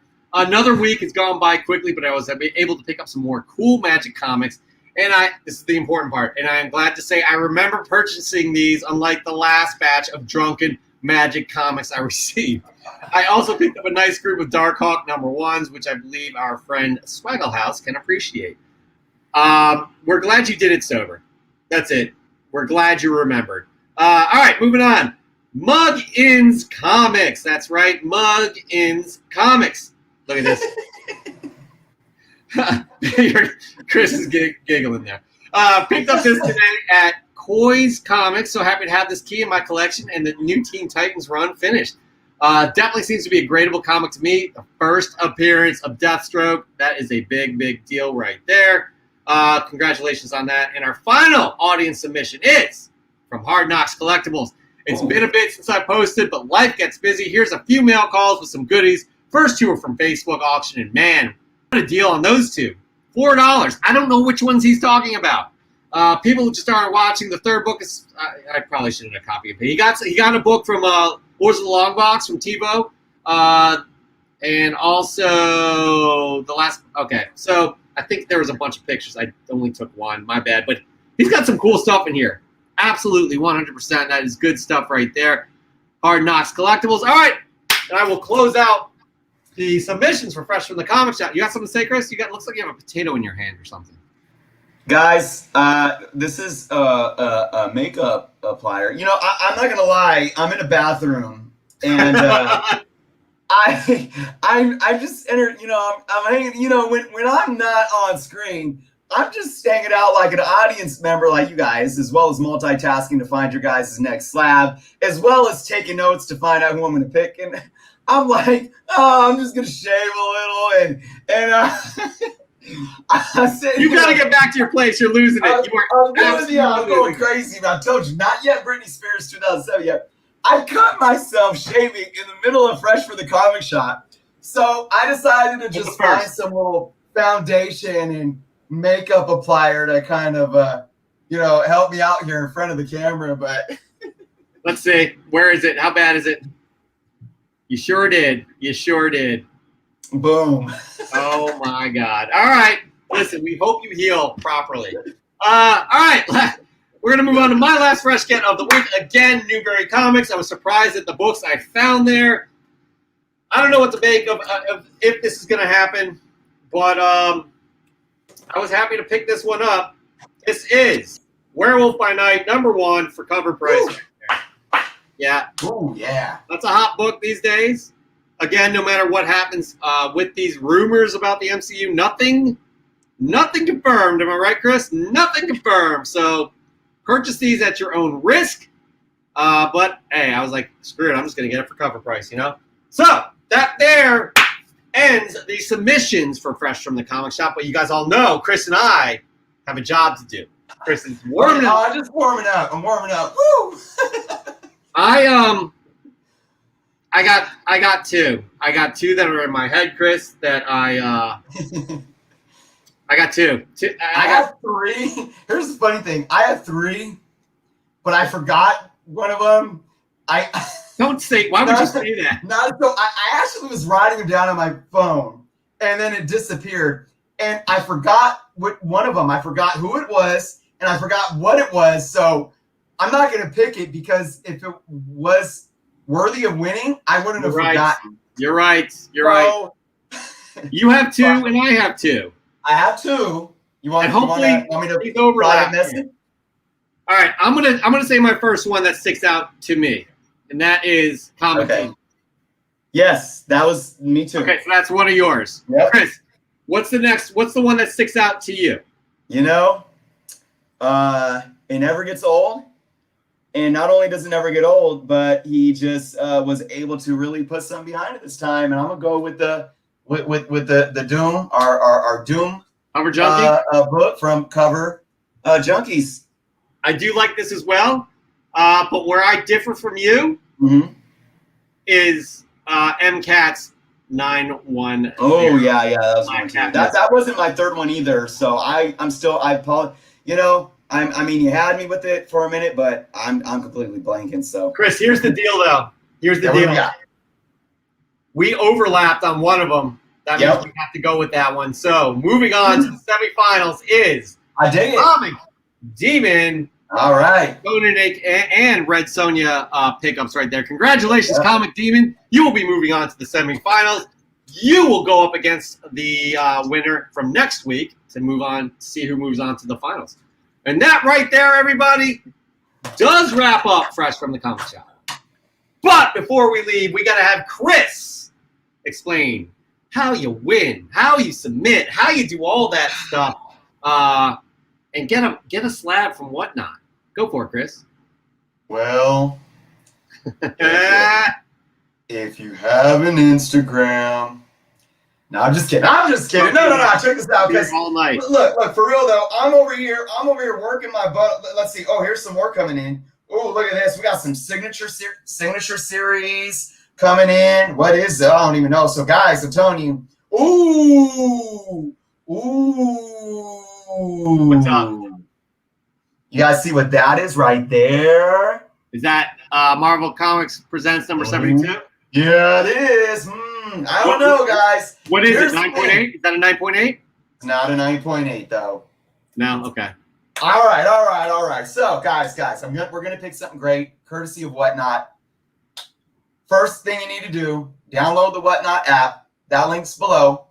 Set up your account. Really easy to do. Find us on the Whatnot app at Comic Book Canon. Once you do that, you head over to your Instagram. You get your fresh get. You follow the three, criteria. Focus on your presentation. Focus on a book that has some type of uniqueness to it. Doesn't have to be monetary value, just something unique about it. And, soup it up with a nice little story behind it, whatever the case may be. Post it on your Instagram. Leave the hashtag FFTCS. And, of course, tag us at Comic Book Canon. You will be entered into the weekly submissions. We'll show it off every week. We pick a winner from that week. And ultimately, we have 4 semifinalists where 2 of them go against each other. You guys vote. The other 2 go against each other. You guys vote. And those 2 winners go to the final round. And you guys vote on who will be the winner of the next awesome slab that, promise you, it's going to be a good one. That 72 was a 9.8, right? Oh. No, I think that would be out of, I know, we're working with Whatnot and everyone's being generous here to make sure our viewers are getting some awesome slabs, but a 9.8 in that, I think that's a pricey one right there. All right. It's wishful thinking. But Super Red Comics did hear a rumor. Can you confirm this, Chris?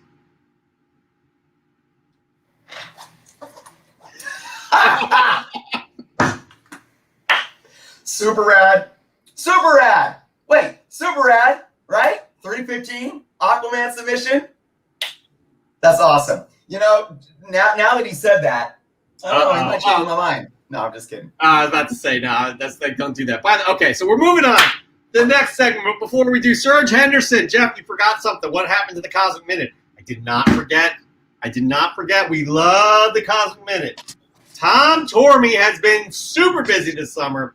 He's writing on the side, too. On top of being a teacher, on top of being a dad, on top of having it was a crazy hurricane this week. I need to check on him because he does live in Queens. Yeah. So I'm going to do that. You guys should all reach out to him as well. That is one thing I forgot to do. He did reply to something funny I posted on Instagram. So, but let's all check in on him. That's actually I just had that thought. But hopefully we'll get Tom Tormey coming back on a more permanent basis. But he is just slammed. Anyways, though, but we got Chris here and myself. You can't go wrong. It'll be a better week next week because we're going to have a very special guest co-host. They are all very special. But moving on, Chris. You know what we got? I'm going to tell you what we got because that's my thing. This is what I do. We got the top 10 hottest comics of the week based off of cover prices data. That's right. Real sales data, not speculation, not people rang up, oh, I think this is going to be cool because of this, this, and this. No, the algorithms are like, sold for this, this, and this, and this. It's here's the top 10. I think that's how it works, right, Chris? Something like that. Anyway, what we do is Cover Price releases the top 10 hottest comics of the week on a Monday. Our show is live every Friday. We like to briefly talk about the top 10 hottest comics, and then Chris dives into his 3 most interesting picks, 3 most interesting books from that list, and he tells you why. Now, just because they're interesting, Chris, that doesn't mean it's a good thing or a bad thing, right? It could be either or something in the middle. Absolutely. All right, absolutely. I don't sugarcoat. What's that? I don't sugarcoat. You get it how it is. Not sugarcoat. Neither of us sugarcoat on the show. We'll tell you how it is. Here we go. The top 10 hottest comics of the week. At number 10, we have Black Panther. Number 5, the first appearance of Shuri as Black Panther. Y'all know why that is the case. At number 9, we have Ghost Rider. Number 28. At number 8, we have Amazing Spider-Man. 545, the Germanic variant. Peter makes a deal with Mephisto. Guys, just before I move on any further, Chris and I made a bold prediction last week saying that there will be a bunch of Spider-Man books on here. Bold prediction. We put our names on the line. And look at what happened here. So our predictions came true. No, we're just joking. It was not bold. It was because of Spider-Man trailer. So I just wanted to mention that. At number 7, we have Amazing Spider-Man 638. Terms of the Mephisto deal revealed. At number 6, we have Amazing Spider-Man 545. Number 5, we have Werewolf by Night, number 1. First appearance of Jake Gomez, based off of rumors, people. Rumors. I found this at cover price. You find it at cover price, pick it up. Don't go crazy with this book. We don't know what's happening. At number 4, Oblivion Song, number 1, the pink signature variant. That just got picked up with Jake Gyllenhaal starring in it. Number 3 of Amazing Spider-Man 641. Doctor Strange spell making the world forget Peter Parker is Spider-Man. At number 2, we have Amazing Spider-Man 544. One More Day storyline begins. And at number 1, the Oblivion Song, number 1, just cover A. By the way, Chris, I have to say, that Spider-Man 641 is just a gorgeous, gorgeous, gorgeous cover. And speaking of, that's a very nice segue for you. What do you got? Let's get into it. Spider-Man. Marvel dominated all around besides Oblivion Song, but Spider-Man just did his thing. I could have easily picked 3 Spider-Man books for my top 3. Did I? I don't know. You guys are just going to have to see. But my number 3 pick is, yeah, to your point, Jeff, 641. Amazing Spider-Man 641. Look, guys, really interesting thing. I'm not like a huge fan on these, what are they called, Jeff? What are these covers called?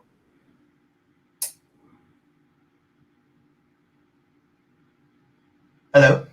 Hello? Anybody home? Jeff, are you with me? I was getting a beer. Look at that. I need, you can't just think that I can do this. Oh my gosh, on my own, guys. I can't do it on my own. What was the question? I'm sorry. I was literally. Just me? You think I can really do this by myself? I'm sorry, guys. I'm like, you know what? I need a beer. And I ran upstairs. What was the question? Oh, that's hilarious. Oh, my goodness. I heard you start talking. I'm like, shit. The one time he asked me a question. The question was, what are these types of variants called? Oh, negative space. There you go. I'm not asking. I just almost fell out of my chair. Okay. So, this book, very beautiful cover. I'm not really a huge fan on the negative space variants. This one, though, is something special. It really pops out to you more. And as an artist, I see it like Mary Jane's arm and how it's just wrapped around Peter. And her hair, that red hair blowing, just, oh, man. This is an absolute amazing cover already. But this is concluding the One Moment in Time storyline where Doctor Strange casts a spell that makes everyone forget that Peter is Spider-Man. So, of course, what do we see in the No Way Home trailer? Peter is asking Doctor Strange to cast a spell to make everyone forget that Peter's Spider-Man. So, very, very relevant. Of course, this book got hot this week, folks. 322% increase in sales over the last week. Now, check this out. CGC 9.8 high sale. A $500 best offer accepted. So, use your imagination to guess kind of where that sale landed. I'm going to say, knowing how people are with best offers on eBay, I don't think it hit below $450. I'm going to say even higher than that. Now, the high raw sold for $100 best offer accepted, but there was, I believe, an $89.99 sale. So I'm going to assume that the $100 best offer, again, was probably maybe above $90. So this book is absolutely taken off. Here's the thing. When you're looking at these books, and this is going to go into all the Spider-Man books that showed up on this list, this is FOMO. This is huge FOMO because we just saw the most watched trailer in like history with No Way Home, and it literally has broken the internet. I The thing though, as much as this is FOMO and people seeing this and hopping on these books, this is a situation where this FOMO impact can actually last. And again, this is my opinion because nobody can predict a market. But it is my humble opinion that these books, if the movie lives up to the hype, I think these books, what do we have? 3 months? Yes. Over 3 months? Yeah, so here still, by the way, yes. Until the movie comes out, 3.5 months. I think these are going to hold solid until the movie comes out. And remember, this is a teaser trailer, which makes no sense to me because it was 3 minutes long and you saw so much. If there's another trailer drop, and then when that movie hits, if this movie lives up to the hype.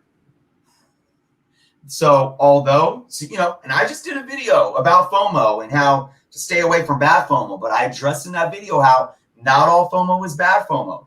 We can appreciate wanting to not miss out on things and having that fear and wanting to that adrenaline rush that we get when buying into these comics. I don't see that dying down with these books if this movie does what it's supposed to do.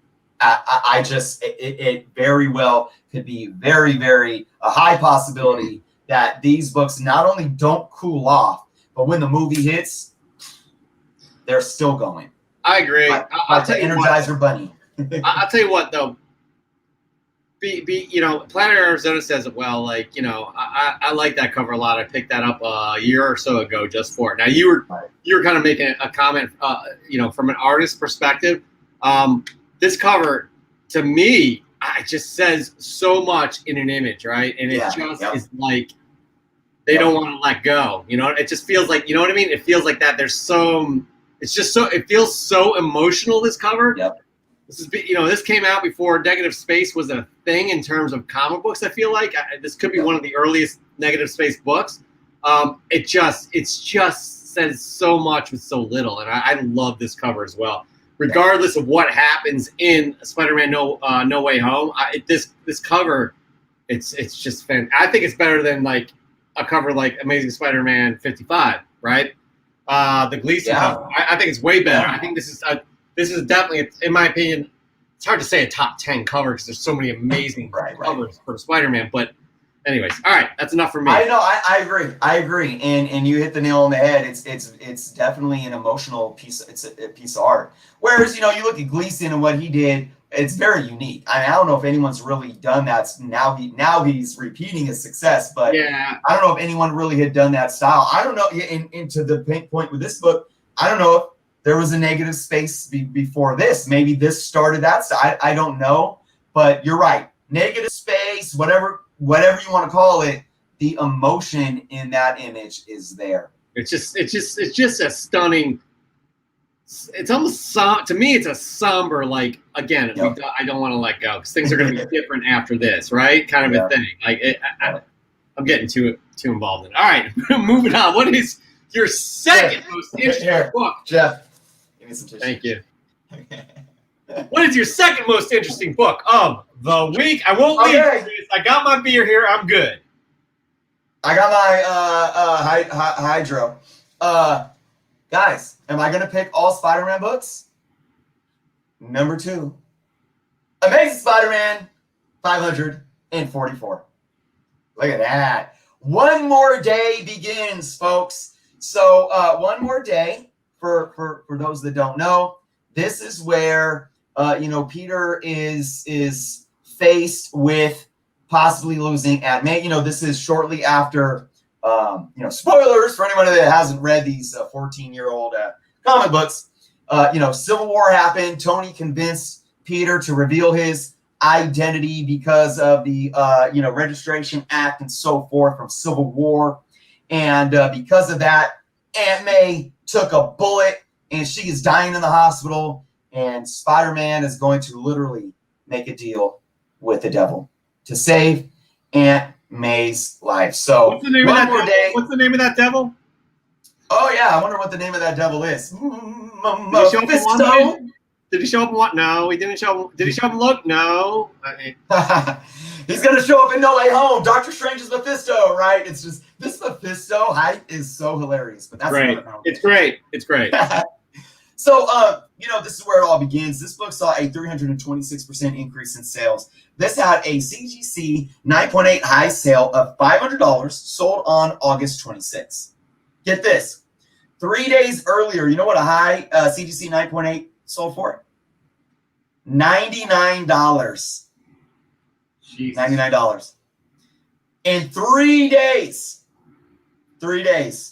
shot up to 500.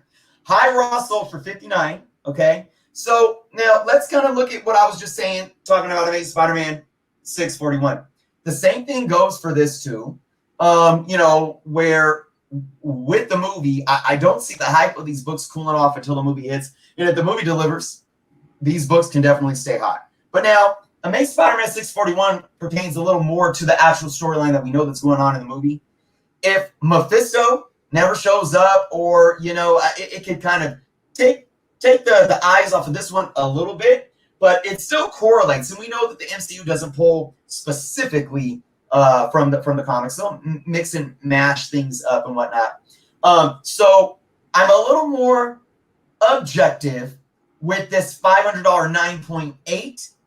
When I talked about the FOMO holding, but I am gonna stick with my ground, put the feet on the ground and say that I do believe this book is going to still be consistent, especially when you're looking at that $59, $60 raw book. I think that's definitely going to hold. But you guys know me when I talk about 9.8s. The 9.8 market in general is just crazy. And for a book to quadruple in value, plus over the 3 days, it's just crazy. Don't go buy. I don't spend $500. In my humble opinion, don't spend $500 in a 9.8 on this book. Go buy yourself a high grade raw copy for $60. Press it, clean it, send it to CGC.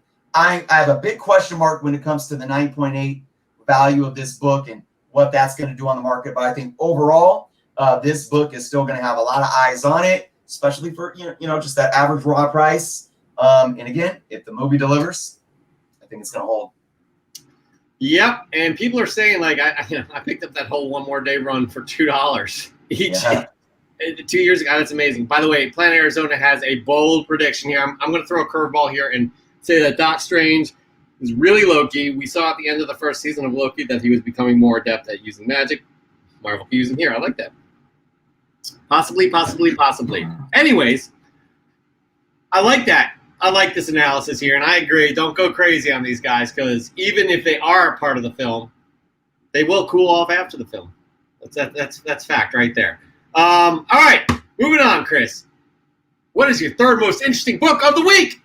Wait, and before you go, is it a Spider-Man book? Say yes or in the comments, please, audience. Let us know, Chris. So just stretch it a little bit. Stretch it. You're frozen too, by the way. Last week was me. This week it's you. There you go. No, I'm not frozen. That's just me and my yoga zen. Got it. And the whole pixelation, too. I told you guys. You are totally in this. All right, just go for it. What's your third most interesting book of the week? All right, guys. Super Rat says it is, of course, the Spider-Man book. My number one pick of the week is the Spider-Man book. And it's Spider-Man 316, because I don't care what the sales data says. This is the hottest book of the week because I own it. No, I'm just kidding. But I mean, he was just kidding, by the way, Ariel. Just kidding. It is a hot book, but I'm gonna tell you, I really wanted to go with all Spider-Man. But we had some Midnight Suns action because of a video game and whatever, and then we had this thing called Oblivion Song, and I'm like, I guess my number one pick has to be Oblivion Song. I guess. Why? Because some guy named Jake. No, not Jake from State Farm.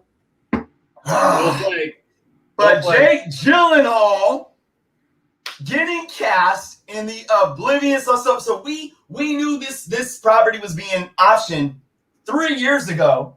And okay, we got some eyes. But here comes Jake Gyllenhaal. What are you wearing, Jake Gyllenhaal? Why are you so angry? Guys, that's all it took, man. There, ladies love Cool Jake, but 215% increase in sales, right? 9.8 sold for 260. So this book it got hot because of this announcement. It made number 1 on the list, and I didn't mention this, but I'm going to mention it now. My top 3 were the top 3. That rarely happens. I think it happened once or maybe twice before. But look, I got to give credit where credit's due.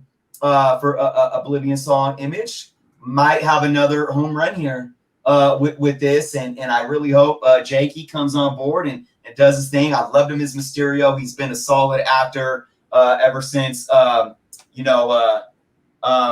oh man, y'all know Donnie Darko. Excuse me there, brain fart. But so we'll see. I'm excited to see what he can do in the property, and we'll see with again, with these books. I love the attention that indies get when they get optioned, and we know that there's a show coming or there's a movie coming, and especially when you get good names like this in the roles.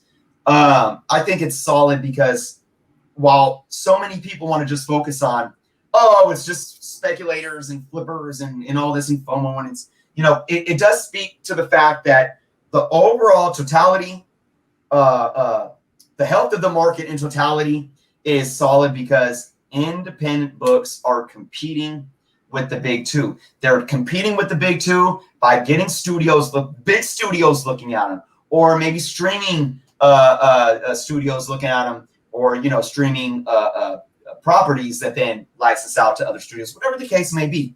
So that's happening. And then you got the collectors, speculators, whoever it is that are looking at these books and buying into them. So I think it's great. I think it encompasses the overall scale of all the different players that are in the comic book market right now. And I think it's a very positive sign, regardless if this book holds. I can't say that, but I will bring up the one book, and that is The Walking Dead, #1. And I know it's not, I always say The Walking Dead #1 is like the Hulk 181 of indie books, or even like the Amazing Fantasy 15 of the indie books, because of what was going on in the 2000s, the struggling Marvel and the big two trying to reemerge, and you got Image changing their tone and breaking outside of genres and doing something new. So you can't really duplicate that. So I'm not trying to compare Oblivion Song directly with Walking Dead #1, but it goes to show when you have a property within the storyline that works, and you have a TV show. And I know, look, you got probably some mixed emotions with the TV show. Some people say, it kind of dried out or whatever later on, and see, it doesn't matter. That show is still iconic, and it brought a lot of people into the comic book. So we could definitely see the same thing here. Got to give love to the indies. So that's why I picked it for my #1. Definitely, and it just so happens that this is another Kirkman book property, right? So you got Walking Dead, you got Invincible in terms of things that went to shows or film. Walking Dead, Invincible, Outcast, and now Oblivion Song. Is there one I may be missing some others as well, but Kirkman's got a nice little run going for him. Okay, he's got a nice little run, and it's quite interesting. But again, what you were saying about the indies making waves, you got like another good example is like the Umbrella Academy, outstanding show, right? Jupiter's Legacy didn't do as well as everybody had hoped. It was kind of corny. But yeah, Comic News says Firepower. I love Firepower, but there's no announcement of any film or TV show that I know of. I have not seen that. I would be on top of that in a hot second. But again, the indie books are not being overlooked. Granted, this ecosystem is dominated by DC and Marvel, but there are other properties here that are just as great to watch and be a fan. Like Invincible was incredible. Like that cartoon was absolutely incredible. So there's a lot of things to be excited about. But that right there ends the top 10 hottest comics of the week. We'll have a brand new list next week, and it'll be just as exciting. And Chris will pick his 3 most interesting books from that list. All right, we need to address something. I think it's from last week's episode, Chris. And there was a viewer who will remain nameless. We're not calling this viewer out, but it's an interesting comment. Yep. And Chris definitely wanted to address it. So right now, we're just going to bring up the comment. We're going to read it here. Chris, do you want to read it? Hold on, Jeff. Let's give them context. Go for it. Sorry, you go for it. Yeah, so basically, I think it was from 2 weeks ago now, right? When we did Robin, the book, the Urban Legends number 6. Urban Legends, yep. It hit number 1. It was number 1 for 2 weeks. It was in runners up this week. So still making a little bit of noise. But 2 weeks ago, the first week it hit number 1. I picked it for my number 1 book. And obviously that book had a lot of controversy because it was basically shown that Robin, Tim Drake, Robin, is bisexual. So that was the big reveal. So this comment pertains to that. Sorry, we should have given context. You're absolutely right. So basically, this viewer disagree with Chris on the anything writers and editors do is to sell comics. They consistently antagonize and block fans that never even interact with them and crap on half the country. They don't care about selling comics. They care about being in a club and making sure everyone in their club chants the same mantra. So those are strong words right there. Chris, I'll have you address it because he's addressing something that you said. Yeah, and look, I want to make it very clear, like, you know, although I might not agree with everything or what this individual is saying, there's no disrespect here. He respectfully disagreed with me. And he presented his reasonings why in a respectful manner. And I just want to give this individual kudos. Obviously, he watches our channel. You know, I think he's a subscriber, so I don't want to like alienate him or make him feel bad that we're talking about this. But this is the fun thing about this. We engage with our audience, so we can have these conversations. So, and look, this is a touchy subject because when it comes to like sexuality and these things and gender, and you know, those tend to be politicized, and then you know, so many people have a hard time, you know, just finding a middle ground with politics, and people just shit throw and it goes nowhere, and we can't act like adults. So to this individual, I say kudos for approaching this in a very grown, adult, respectful way. We appreciate you, and really all you did was inspire more talking points for the show. So with that out of the way, let's talk about this. So Jeff, can you bring that comment up on screen? I want to pick it apart real quick. So first thing I want to make clear, I never said anything about writers and editors. I never said writers. I never said those two words, writers and editors. I said the number one intent of any business is to sell their product. So the only intent of Marvel in DC, in Boom, in Image, anything they do, when I say they, I wasn't saying writers or editors. I'm talking about a business entity. So I just want to make sure we're not taking my words and distorting them. Any business is in business to make money, period. Anything that a business does is, whether it's shock value, whether it's to sell their product, period. All right? Now, let's continue on. He says they constantly antagonize and block fans that never even interact with them and crap on half the country. Okay, first off, what a company does to make money, or even what's going on in a comic book, like a storyline or something happening, that has nothing to do with the actions of an individual writer or editor and what they do on Twitter. So this is basically a straw man argument. If a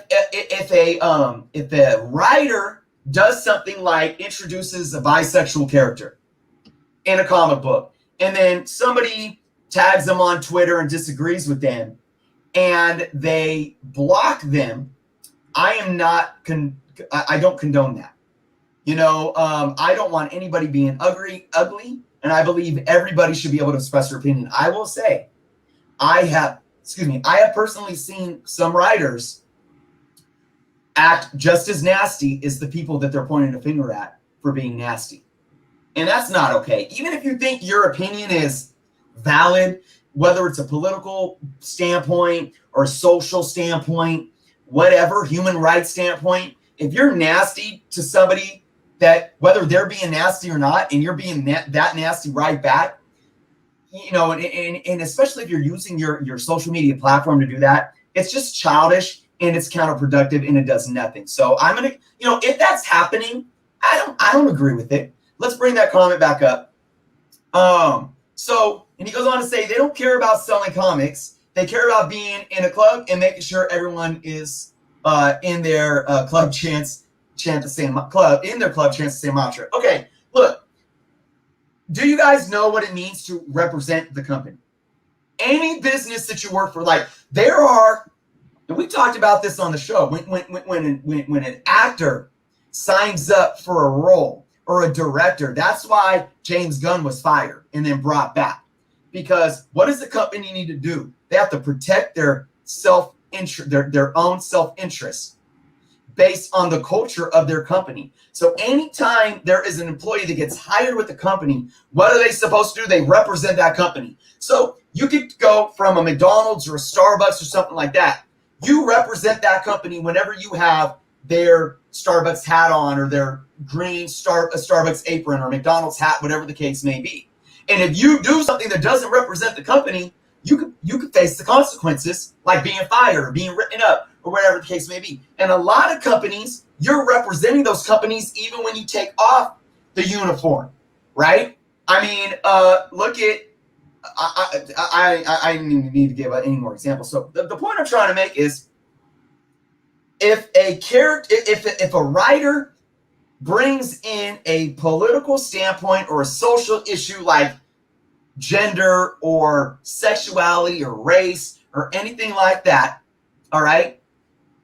First and foremost, if it's being put into the comic book, it's being put into the comic book because not just the editor, but the executives as well agree with it and think that they should run with it because it's going to sell comic books. If a company is thinking that anything that they do is going to hurt their sales, they're not going to do it. That's a fact. And if you think otherwise, prove me wrong. Prove me wrong. And if you do, I don't know, we'll figure something out. But we'll figure something out. So here's what you have. You can have individual writers and even some editors at times where everyone has a persona and everyone has an ego, really, to be quite honest.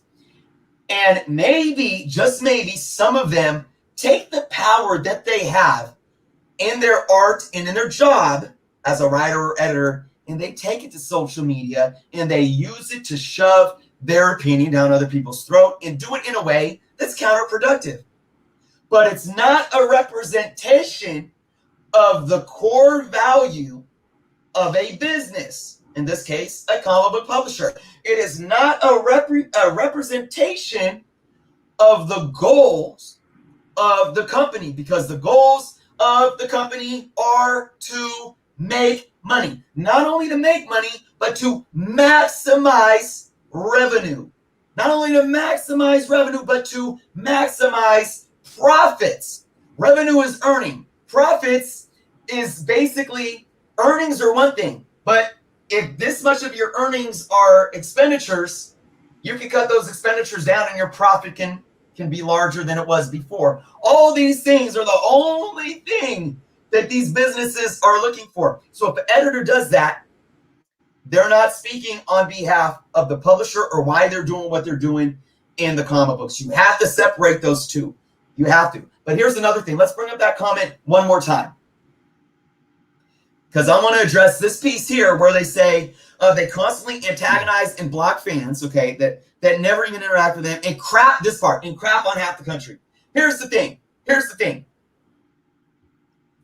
When you are selling a product or you're in a market, there is absolutely no way that you're going to be able to sit in a conference room of executives, whether it's a bunch of editors and executives at Marvel or DC, whether it's a bunch of executives and technicians or the scientists, like the mechanical scientists, I don't know the proper words, that make cars or that make airplanes. You're not going to get everyone sitting at a table that's producing a product, whether it's electronics, comic books, fashion, video games, food products. You're not going to make a product that is going to make everyone happy and that's going to be marketable to everyone. Every single product on the market right now, from Dial soap to my alkaline water to my Samsung iPhone to my crappy Gillette razor that I cut myself with, sitting back, shaving, doing the show. Every one of these products has somebody saying, screw that product. I'm not using it because of this and that, and I'm using something else. Everybody that makes the product is going to shit on a large portion of the country, of the world, of the consumer base that are out there. So here's the thing, guys. Why do you think every single comic book needs to be made for you? If there's an underwear company that wants to only make women's underwear, if you're a man, are you going to cry because they're not making underwear for you? Or do you feel like every single underwear company needs to be for you and you're going to go wear pantyhose anyways? If the comic book that has a Tim Drake character that is now bisexual isn't for you, don't buy it and go look at the thousands of other books that came out that month, because I guarantee you, if you're a middle-aged white heterosexual male that doesn't want, homosexuals or bisexuals or minorities or women leads and women that don't show big breasts and aren't showing skin, if you're somebody that doesn't want anything of those nature, believe me, the majority of books that are out there on the market still speak to you. We don't want to put words in this person's mouth either. He didn't specifically say, I don't want a bisexual, whatever. But going to what you were saying, representation does matter. And it's not like they were forcing this thing, right? They thought they had an idea and they tried to execute on it. Right. I have not read the book. I have no opinion on it. Other than representation matters. And if it works, actually, you know what? Who is it? Sean Miller. I don't care if they change the gender or orientation of a character as long as the story works. If they do it for the social aspect of it, for the sake of doing it, fuck off. That's right. Because if the story works, great. If it doesn't work, it's a horrible story. I don't care who's in it. Yeah. Whatever this person is, the story sucks, it sucks. Now, again, it comes down to that, but representation does matter. Chris and I have been saying this is our beliefs, right? We're not force-feeding you. You guys are forced to watch us. We're very appreciative that you spend your time watching us. But this is what we believe. We've been speaking to that when these issues come up, and representation does matter. I want to say too, because everyone was like, "Well, it's for all it is to for shock value." It's like nobody cared about that book until Tim Drake. Oh, Tim Drake's bi, so now it's tokenizing, or it's what's the other regurgitated shock words, buzzwords that they use. It's virtue signaling and all this crap, which is just, I don't think the majority of people that use those buzzwords, I don't even think they understand what they mean. They just watch a couple of YouTubers that spout that in every video, and then they repeat it, probably even subconsciously. Here's the thing. Even if they did it for that reason, why is that bad? Because here's the thing. If Urban Legends wasn't selling, if it was dropping in sales, because whether you're heterosexual, whether you're white, whether you're black, whether you're Christian or Muslim, man, woman, maybe you weren't interested in that and you were buying other comics, and they're like, let's do something different and see if it can help sell. And then they do that, and then maybe it helps sell comics because now people that can relate to that in real life, who weren't buying all those books that you were buying, now can buy that book. Right? Maybe there are, and I know, I already know some LGBT people in the community that were picking up Urban Legends and reading it and saying, this makes sense. I can, you know what? Tim Drake, I could definitely see him. And again, I want to reiterate, Tim Drake is bisexual, not gay.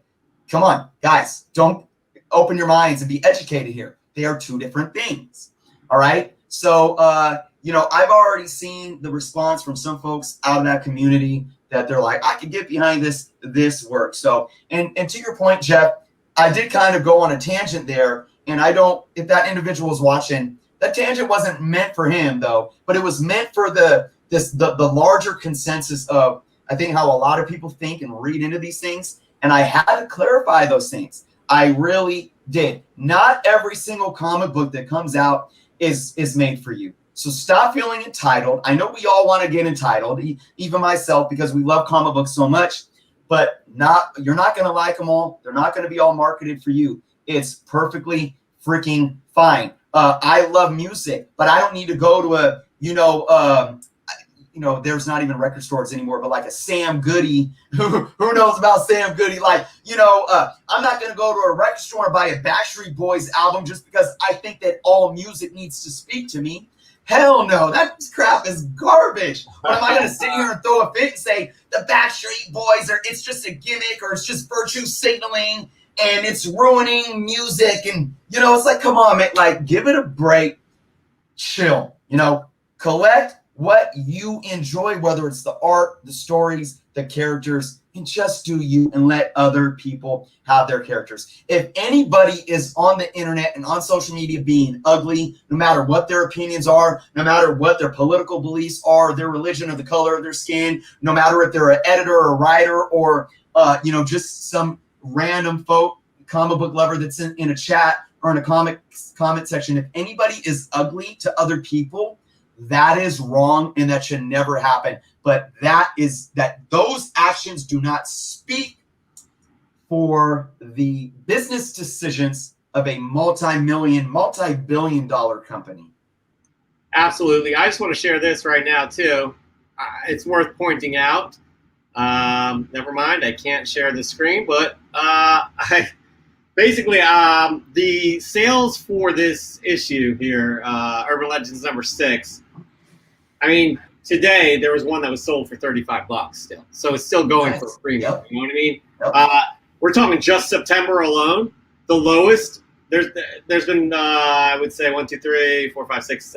There's been 8 recorded sales in September alone. The lowest is $19.50, and the highest is that $34.99, which was today. So, it's a book that people are still going to be looking for. So that are still looking for it, and this has been, a few weeks. So again, anyways, well said. Representation matters, and we will end it right there. I want to actually, just like I want to bring up one more thing. Bring up that Sean comment about James Gunn being brought back. This goes to exactly what I was saying. What is the company in business for? To make money and protect their interests. By protecting their interests, it means making money, as much money as they can. They fired him to protect their interests, to make sure that they wouldn't lose money. They brought him back to protect their interests, to make sure they didn't lose money. Amen to that. Amen to that. All right. That there, though, wraps up a serious topic to end the show. We never usually do that. We never usually do that. But again, we're very appreciative of your opinions. We respect all you guys as long as you're not trying to hurt people and be, nasty. I think we do a pretty good job all around with that, and I'm very happy with the group that we have that watches this show on the regular. I consider you guys a necessity every week for myself being able to do this show, and I know Chris does the same. Very appreciative. We will have a very special guest next week. We'll announce that person on Monday. We'll get back to these regular guests 3 times a month. Chris, am I right? Yeah, absolutely. Yeah, I know. We've had some bumps in the road, guys, but you guys have stuck with us, and I think we still find a way to, make an entertaining show. But of course, we want to keep reaching and pulling more things in and make the shows even better for you guys. We know having these special guests on is huge for you guys as well, and for us, because it's so much fun. So it's fun, I can't wait.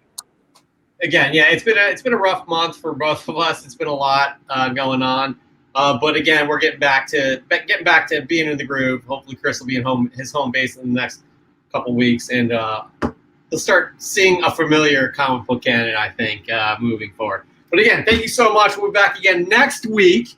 That's right, next week, 9 p.m. On Friday. Next Friday, every Friday, as we always do. 9 p.m. Eastern Time, 6 p.m. Pacific Time. Until then, you all better be good to yourself because we love you all and we want to see you back. So for Chris, I'm Jeff. We'll see you next week. Have a good one. Peace out.